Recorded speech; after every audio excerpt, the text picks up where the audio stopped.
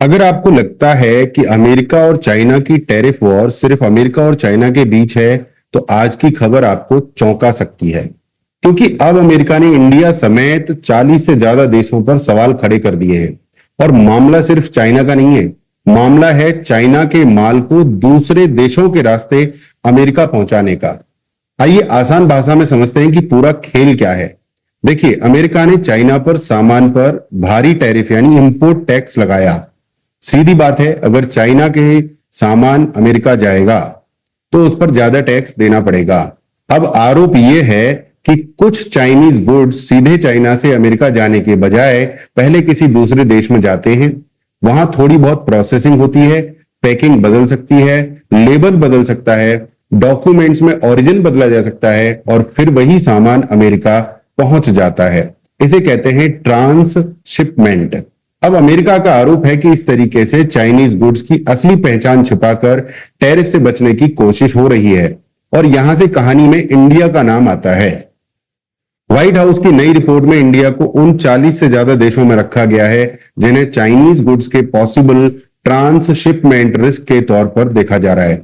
लेकिन यहां एक जरूरी बात समझिए, इसका मतलब यह नहीं है कि अमेरिका ने यह साबित कर दिया है कि इंडिया की पूरी इकोनॉमी चाइना के साथ मिलकर टैरिफ चोरी कर रही है। नहीं, रिपोर्ट में देशों को रिस्क कैटेगरीज में रखा गया है और अमेरिका कह रहा है कि बड़े मैन्युफैक्चरिंग और ट्रेडिंग हब्स का इस्तेमाल चाइनीज गुड्स को री रूट करने के लिए किया जा सकता है। अब सवाल है, अमेरिका इतना परेशान क्यों है? व्हाइट हाउस का दावा है कि इस तरह के ट्रांसशिपमेंट के कारण अमेरिका को हर साल करीब 19 से 26 बिलियन डॉलर्स की टैरिफ रेवेन्यू का नुकसान हो सकता है। यानी मोटा मोटी समझिए, अरबों डॉलर का खेल है। और ट्रंप एडमिनिस्ट्रेशन अब इसे रोकने के लिए एआई का इस्तेमाल करने की तैयारी में है। एक सिस्टम की बात की जा रही है जिसे डिटेक्टिव बॉर्डर कहा गया है। यह system shipments, trade data, product origin और दूसरी जानकारी को देखकर यह पकड़ने की कोशिश करेगा कि सामान वास्तव में कहां बना है। मतलब अब बॉर्डर पर सिर्फ आदमी नहीं, एआई भी पूछेगा, भाई माल कहां से आया है। और अगर डॉक्यूमेंट्स में गलत जानकारी मिली तो अमेरिका पीछे जाकर भी टैरिफ लगा सकता है।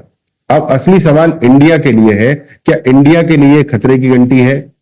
तो है, कुछ हद तक है, क्योंकि इंडिया आज अमेरिका के साथ अपना ट्रेड बढ़ाना चाहता है।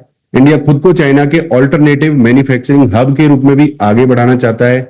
ऐसे में अगर अमेरिका को लगे कि चाइनीज गुड्स बस चाइना से निकलकर इंडिया में घूम रहे हैं और फिर मेड समवेयर एल्स लिखकर अमेरिका पहुंच रहे हैं, तो इंडिया के एक्सपोर्टर्स के लिए परेशानी बढ़ सकती है।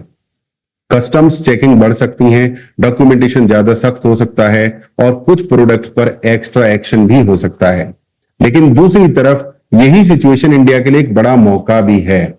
अगर इंडिया सच में मैन्युफैक्चरिंग बढ़ाता है, अगर चाइनीज कंपोनेंट्स पर डिपेंडेंस धीरे धीरे कम करता है, अगर यहां एक्चुअल वैल्यू एडिशन होता है, तो दुनिया के सामने इंडिया की पोजीशन और भी मजबूत हो सकती है। क्योंकि अमेरिका और चाइना की लड़ाई सिर्फ टैरिफ की लड़ाई नहीं है, ये असल में सप्लाई चेन की लड़ाई है।